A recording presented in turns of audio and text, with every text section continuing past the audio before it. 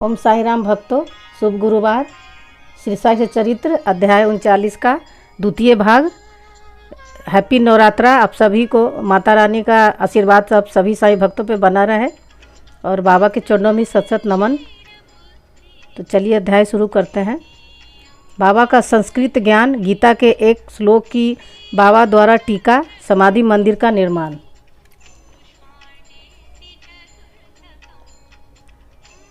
तब बाबा स्वयं इस प्रकार अर्थ समझाने लगे। ज्ञानियों को केवल साष्टांग नमस्कार करना पर्याप्त नहीं है, हमें सद्गुरु के प्रति अनन्य भाव से शरणागत होना चाहिए। दूसरा है, केवल प्रश्न पूछना पर्याप्त नहीं है, किसी कुप्रवृत्ति या पाखंड या वाक्य ज्ञान में फंसाने या कोई त्रुटि निकालने की भावना से प्रेरित होकर प्रश्न नहीं करना चाहिए, वरन प्रश्न उत्सुकतापूर्वक केवल मोक्ष या आध्यात्मिक पथ पर उन्नति प्राप्त करने की भावना से ही प्रेरित होकर करना चाहिए। तीसरा है, मैं तो सेवा करने या अस्वीकार करने में पूर्ण स्वतंत्र हूँ। जो ऐसी भावना से कार्य करता है वह सेवा नहीं कही जा सकती। उसे अनुभव करना चाहिए कि मुझे अपने शरीर पर कोई अधिकार नहीं है, इस शरीर पर तो गुरु का ही अधिकार है और केवल उनकी सेवा के निर्मित ही वह विद्यमान है। इस प्रकार आचरण करने से तुम्हें सद्गुरु द्वारा ज्ञान की प्राप्ति हो जाएगी, जैसा कि पूर्व श्लोक में बताया गया है। नाना को यह समझ में नहीं आ रहा है कि गुरु किस प्रकार अज्ञान की शिक्षा देते हैं। बाबा, ज्ञान का उपदेश कैसा है? अर्थात भविष्य में प्राप्त होने वाली आत्मानुभूति की शिक्षा। अज्ञान का नाश करना ज्ञान है। गीता के श्लोक 19:36 पर ज्ञानेश्वरी भाष्य की ओबी 13:39 में इस प्रकार वर्णन है। हे अर्जुन, यदि तुम्हारी निद्रा और स्वप्न भंग हो तब तुम स्वयं हो। वह इसी प्रकार है। गीता के अध्याय 5:16 के आगे टीका में लिखा है, क्या ज्ञान में अज्ञान नष्ट करने के अतिरिक्त कोई और भेद भी है? अंधकार नष्ट करने का अर्थ प्रकाश है। तब हम दैत्य नष्ट करने की चर्चा करते हैं तो हम अदैत्य की बात करते हैं। जब हम अंधकार नष्ट करने की बात करते हैं तो उसका अर्थ है कि प्रकाश की बात करते हैं। यदि हम अदैत्य की स्थिति का अनुभव करना चाहते हैं तो हमें दैत्य की भावना नष्ट करनी चाहिए। यह अदैत्य स्थिति प्राप्त होने का लक्षण है। दैत्य में रहकर अदैत्य की चर्चा कौन कर सकता है? जब तक ऐसी स्थिति प्राप्त न हो तब क्या उसका कोई अनुभव कर सकता है? शिष्य श्री सद्गुरु के समान ही ज्ञान की मूर्ति है। उन दोनों में केवल अवस्था, उच्च अनुभूति, अद्भुत अलौकिक सत्य, अद्वितीय योग्यता और ऐश्वर्य योग में भिन्नता होती है। सगुण, निर्गुण, निराकार सच्चिदानंद हैं।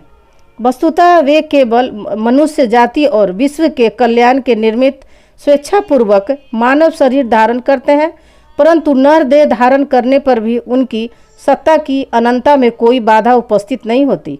उनकी आत्म उपलब्धि, लाभ, दैविक शक्ति और ज्ञान सदा एक से रहते हैं। शिष्य का भी तो यथार्थ में वही स्वरूप है, परंतु अनगिनत जन्मों के कारण उसे अज्ञान उत्पन्न हो जाता है कि और उसी के वशीभूत होकर उसे भ्रम हो जाता है तथा अपने शुद्ध चैतन्य स्वरूप की विस्मृति हो जाती है। गीता के अध्याय 5 देखो। ज्ञानेन वृत्त, ज्ञान से मोहंती जनत्व, जैसा कि वहाँ बतलाया गया है, उसे भ्रम हो जाता है कि मैं जीव हूँ, एक प्राणी हूँ, दुर्बल और असहाय हूँ। गुरु इस अज्ञान रूपी जड़ को काट कर फेंक देता है और इसीलिए उसे उपदेश करना पड़ता है। ऐसे शिष्य को जो जन्म जन्मांतरों से वह धारणा करता आया है कि मैं तो जीव, दुर्लभ और असहाय हूँ, गुरु सैकड़ों जन्मों तक ऐसी शिक्षा देते हैं कि तुम ही ईश्वर हो, सर्वशक्तिमान हो और समर्थ हो। तब कहीं जाकर उसे किंचित मात्र भास होता है कि अर्थात में मैं ही ईश्वर हूँ। सतत भ्रम में रहने के कारण ही उसे ऐसा भास होता है कि मैं शरीर हूँ, एक जीव हूँ तथा ईश्वर और यह विश्व मुझसे एक भिन्न वस्तु है। यह तो केवल एक भ्रम मात्र है जो अनेक जन्म धारण करने के कारण उत्पन्न हो जाता है। कर्मानुसार प्रत्येक प्राणी को सुख दुख की प्राप्ति होती है। इस भ्रम, इस त्रुटि और इस अज्ञान की जड़ को नष्ट करने के लिए हमें स्वयं अपने से प्रश्न करना चाहिए कि यह अज्ञान कैसे पैदा हो गया है, वह अज्ञान कहाँ है और इस त्रुटि का दिग्दर्शन कराने को ही उपदेश कहते हैं। अज्ञान के नीचे लिखे उदाहरण हैं। पहला है, मैं एक जीव प्राणी हूँ। दूसरा, शरीर ही आत्मा है, मैं शरीर हूँ। तीसरा, ईश्वर, विश्व और जीव भिन्न भिन्न तत्व है। चौथा, मैं ईश्वर नहीं हूँ। पांचवा, शरीर आत्मा नहीं है, इसका बोध न होना। छठा, इसका ज्ञान न होना कि ईश्वर, विश्व और जीव एक ही है। जब तक इस त्रुटियों का उसे दिग्दर्शन नहीं कराया जाता, तब तक शिष्य को यह कभी अनुभव नहीं हो सकता है कि ईश्वर, जीव और शरीर क्या है, उसमें क्या अन्योन्याश्रित संबंध है तथा वे परस्पर भिन्न है या अभिन्न है अथवा एक ही है। इस प्रकार की शिक्षा देना और भ्रम को दूर करना ही अज्ञान का ज्ञानोपदेश कहलाता है। अब प्रश्न यह है कि जीव को स्वयं ज्ञान मूर्ति है, उसे ज्ञान की क्या आवश्यकता है? उपदेश का हेतु तो केवल त्रुटि को उनकी दृष्टि में लाकर अज्ञान को नष्ट करना है। बाबा ने आगे कहा, पहला है, प्राणिपात का अर्थ है शरणागति। दूसरा है, शरणागत होना चाहिए तन मन धन से अर्थात अनन्य भाव से। तीसरा है, कृष्ण अन्य ज्ञानियों की ओर क्यों संकेत करते हैं? सद्भक्त के लिए तो प्रत्येक तत्व वासुदेव है। भगवत गीता पहला अ 7:19 अर्थात कोई भी गुरु अपने भक्त के लिए कृष्ण है और गुरु शिष्य को वासुदेव मानता है और कृष्ण इन दोनों को अपने प्राण और आत्मा।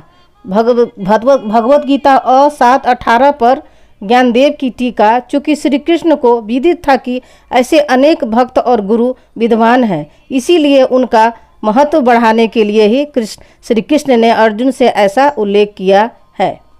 ओम साई राम भक्तों, अब इसका हम अगले अध्याय में पढ़ेंगे।